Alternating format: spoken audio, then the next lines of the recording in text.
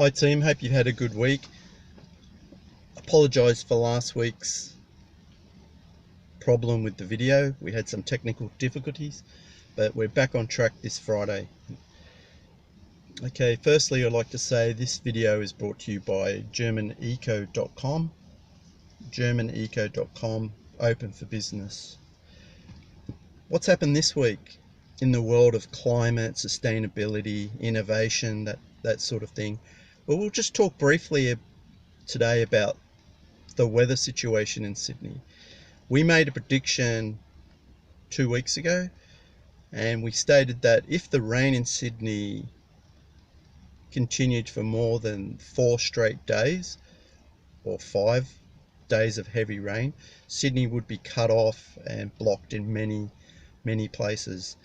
Well, sad to say that it's only been 1.5–2 days of full rain, and already in the headlines parts of Sydney have been flooded.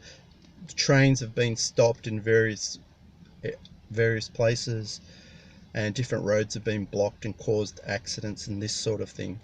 And that's only after 2 days of full rain. I saw a news report on a national broadcaster last week. It wasn't a new one, but I only just discovered it, and it was discussing how the media, the main media in this country, has been stifling and denying climate change discussion, calling it other things, and basically just ridiculing anyone who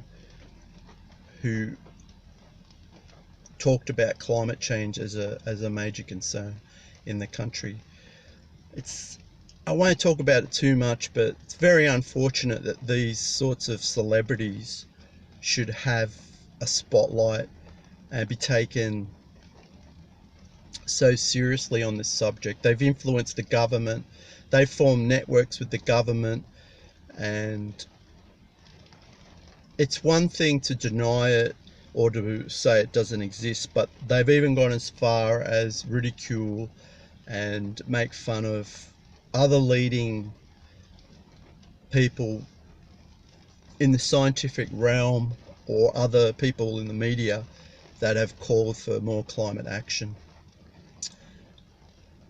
What I think about this type of attitude is that it makes me think more about just how the system runs, the economic system. It seems that anything that would cause a disruption to the status quo of how things are maintained as far as an economic levels of society, it seems to be treated as taboo. This is a major concern, for example, because of this reason. After 2 days of heavy rain in Sydney, and we checked the forecast, and apparently there will be another few days of heavy rain, and they predict even more disruption and cost and flooding and this type of thing. It just made me think how one thing affects another. The lack of discussion, particularly by these right-wing media celebrities, if you want to call them that, and the way they've influenced government or formed an alliance with government officials, is very, very concerning. As I said, I think the example I want to use is the building. If the climate change subject had been treated more seriously, say in just one industry, in the building development industry, perhaps engineers might have planned completely differently as to the way they build structures and around the city, in particular close areas to the city which are affected by these floods. Parts of Sydney now are so overdeveloped, massively overdeveloped now, so quickly, and I've had engineers not just one, but several engineers tell me, I'd ask their opinion, and I'd say, what do you think about all this development? And they'd say, well, we just think it's happened too quickly. And it makes me think about the lack of discussion, lack of debate, lack of transitioning in this area may be causing floods and problems now, even after like 2 days of rain. So what else is the lack of discussion and open-mindedness to accepting the scientific consensus regarding climate change? What else is it affecting now, and what else will it affect in the future? Will it affect, say, the health industry, of the way that they may plan for certain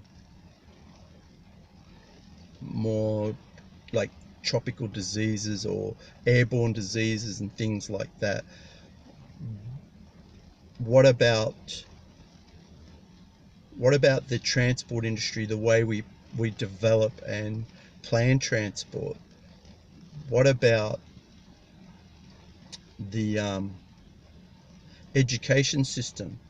How are young people being taught to adapt skills now to prepare them for climate change in the next 10 to 15 years? What's taking place in the education system? What about the agricultural system?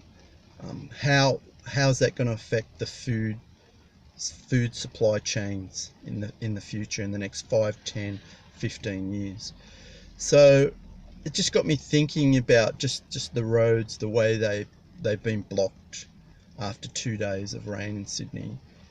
And I thought, well, what else is it affecting? What other industries is it affecting? The bushfires have had a huge impact on the tourism industry, much more than they could ever envisage. And I've had this told to me by several people, but parts in the international community have the impression that the entire country is on fire, and this has drastically decreased the amount of tourism. Put that on top of the virus problem, and it's just going to decimate the tourism industry. And it just happened so quickly. It happened in like well, the bushfires were building up, but see, this is the problem with the lack of discussion. You can knock people who talk about slow environmental impacts that may take place over decades, but once you start to criticize anyone who wants to plan differently, you cannot be prepared for these things that crop up, like the virus situation. You add one thing on top of another, and a small problem as they bring up just turns into a major drama. So I don't know, maybe you guys could think, what other industries in Australia are being affected will be affected in the next 10, 15, 20 years because of the lack of discussion, lack of preparation, just denial that the climate change is caused by man-made effects. How we take that into our own personal responsible actions in the next 5 to 10 years. How will it change that? How will it prepare the next generation for all these things that they need to deal with? I was also thinking in relation to this, how in the innovation sector with AI and robotics having such huge leaps in advanced technology in the next 5 to 10 years, how that will play out as well.